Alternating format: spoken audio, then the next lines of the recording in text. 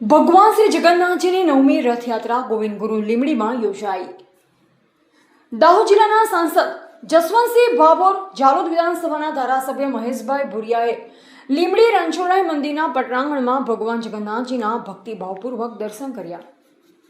આજે અષાઢી બીજ નિમિત્તે પાવન અવસરે લીંબડી રણછોડરાયજી મંદિર ખાતે સુપ્રસિદ્ધ જગન્નાથજીની રથયાત્રામાં સહભાગી થઈ જગન્નાથજીના ભક્તિભાવપૂર્વક દર્શન કર્યા હતા। દેશભરના લાખો ભક્તોમાં ભગવાન જગન્નાથ પ્રત્યે દ્રઢ આસ્થા છે। પ્રતિવર્ષ અષાઢી બીજના પાવન દિવસે ભગવાન જગન્નાથજી, બહેન સુભદ્રાજી અને ભાઈ બલભદ્રજી ભક્તોને દર્શન આપવા સામે ચાલી નગર યાત્રા નીકળે છે।